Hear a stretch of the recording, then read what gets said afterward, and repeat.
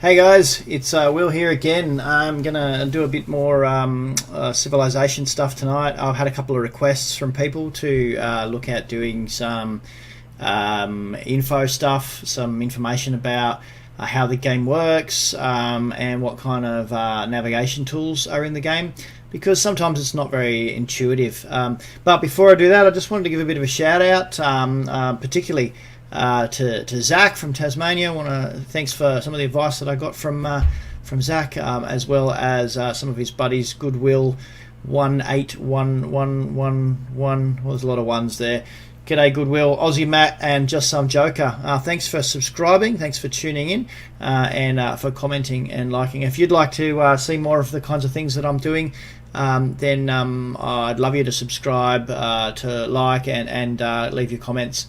Going to be doing a bit of stuff with Civ for the next little while, and I'm going to have a bit of a guest spot with my friend Robin, who's just started playing the game, and see how that goes. I had some real success with the cloud play that Mark Peachy, Lord Peachy, and I just went through, and I'm just gonna sort of not mention the outcome of the game, because we don't want to embarrass anyone with the results. It's important to remember that when we play a game, it's about having fun and enjoying the process. And so we'll just leave it at that, won't we, Peachy? Anyway, not wanting to imply anything by what I've just said. But moving on from this point, my plan is to do some civilization. So what I'm going to do is I'm going to fire up the old Civ game.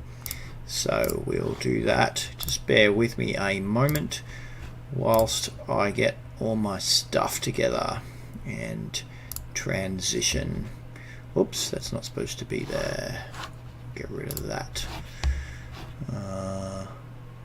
So I should be on that one. That's what I'm supposed to be on. So the game's firing up now, and this lets us have a bit of a fiddle with the game. So we're just loading. Always makes me feel a bit excited when that kind of stuff happens, you know, that rumbling sound test kind of stuff. It's really good. It takes back to when I was a kid, and they used to have those big cinematic beginnings.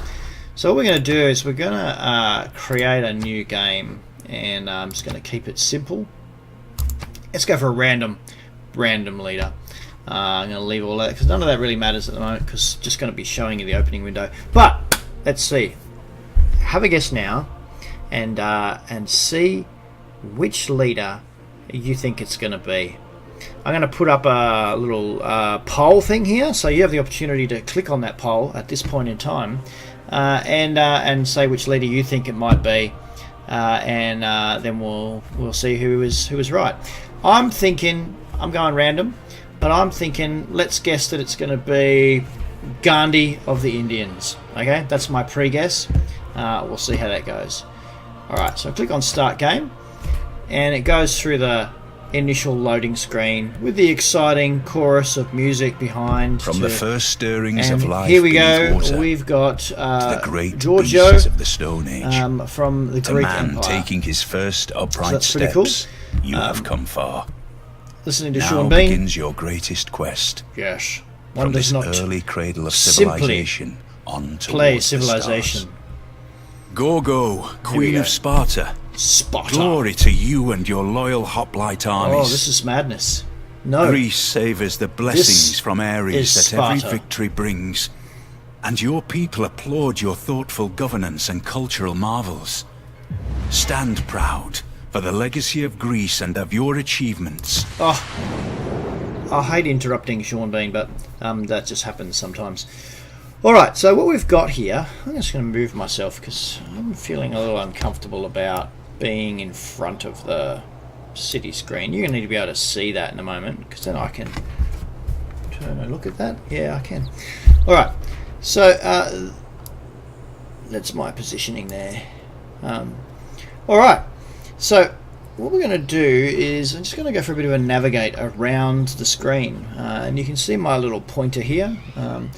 This is my Greek warrior in a beautiful red there, and this is my settler. Now most games are going to start with a settler and a warrior, and that's going to be fairly straightforward. In this one I want to keep it fairly basic, so I just want to show you the way in which moving the mouse around the screen allows you to mouse over and see what different things are. So you can see here that this hex is plains, woods with deer, and with animal husbandry I can unlock the special commodity which comes from the deer, giving me other bits and pieces. I'll go into what some of these other stats mean in terms of the movement cost, defense modifier, and appeal. You'll see it's in a particular continent. This space, if it's being utilized by a city, will produce 4 production units and 1 food, which grows your city. Now the very first thing that you'll do is pick a spot for your city, and I'm just going to do that. So down here above the settler, which is the current one that's selected, if I change that to warrior, you can see it's changed to warrior down the bottom here. And you can see that I've got options. So my options that I displayed at the moment is I can move, I can fortify, which means that I stay where I am and get a fortify bonus. I can skip the turn and say, look, I don't want to do anything with that guy.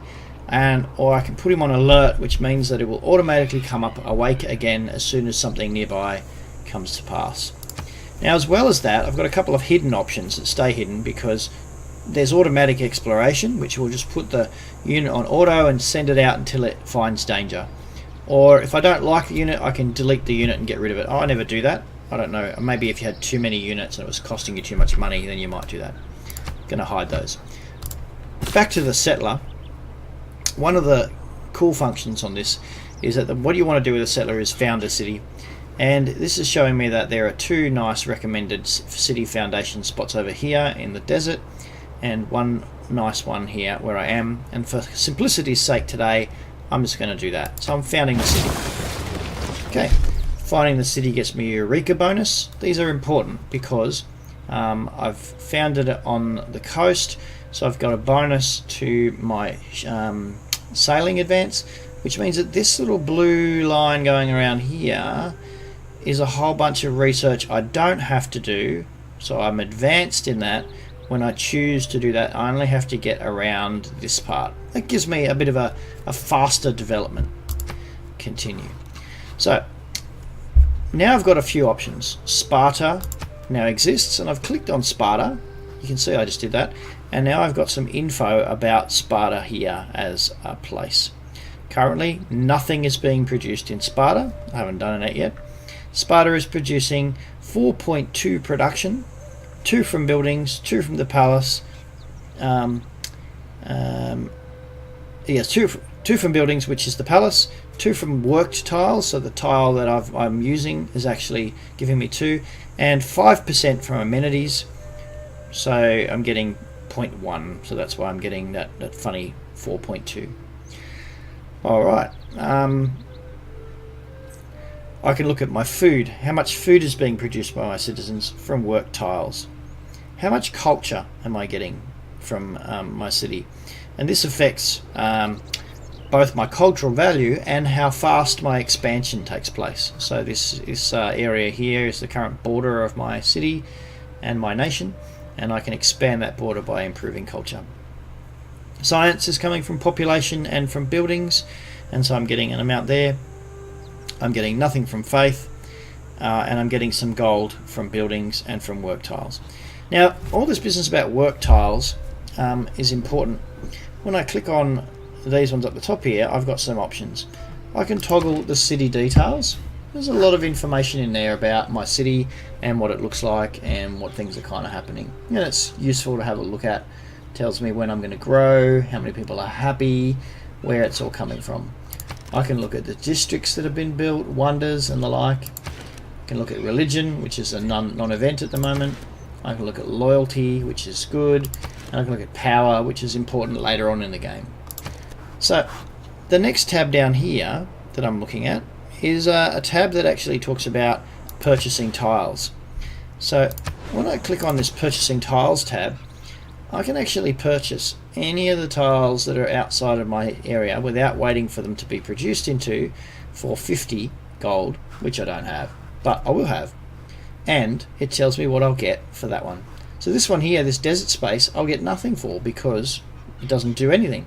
Whereas this coral reefy place down here, I'll get 2 food, 1 production and 1 gold. This one here, just 1 food. And so if I'm in a hurry for stuff, I can actually start to move out and use some of these ones. I don't really need to spend my money on that at the moment because I've got some really nice places here right next door, particularly this Foxes. So I'll close that and show you this Manage Citizens tab. This shows me where my citizens, my 1 citizen in a population, is currently being deployed around the city. And as you can see, I've got 1 citizen and he's working in the space where the fox is, which gives me 3 food, 1 production and 1 gold, which is really good. Now if I wanted to, I could decide to change that to here. Now I don't really have any real reason to do that because that would mean instead of getting 3 food and 1 production, 1 gold, I just get 1 food and 1 production. So the game has already used logical sense and set me up so that I'm already got the best one, and it will do that most of the time. I tend not to worry about this too much unless I've got some particular goals or I've run into a particular problem. Production might be slow, growth might be too fast for my amenities, so I'll come in here and have a bit of a fiddle. But for the start, I don't have to worry about that too much. This tab allows me to purchase item with gold if I had gold, and tells me how much gold each item would cost. Even if I can't afford it, it will be in red and greyed out. This one tells me what I can purchase with faith, currently nothing. And this one here allows me to select at any time what my purchase or my build order is for my particular city. I'm not going to go into multi-queue or queuing at this point in time. I'll use that for a later video. Alright, nothing is being produced. I'm going to choose to produce a scout. So that allows me to build a scout unit that will head out and have a good look around. So that's a little bit about those tabs down the bottom. I've particularly concentrated on the tabs for units and for the city at this point in time. Remember that while you're playing the game, if you're curious about something, it's a good idea to mouse over and have a look and see what the possibilities are. In my next episode, I'm going to have a look at choosing research. So I'll save the game from here and having a look at how we choose research and a little bit about the research tree. Just for the moment though, I'm going to return to the big screen and look back at you. So one of the things that I wanted to say to you is if you're enjoying this, then please subscribe, please like, please comment. It would be exciting to hear your feedback, and if there are particular parts of the game you've got questions about, then please put them in the comments as well, and I will endeavour to try and answer them in future videos. Thanks again for joining me, and I look forward to catching up with you again. I've been Will Nicholas, and until next time, like, subscribe, comment, and keep on gaming.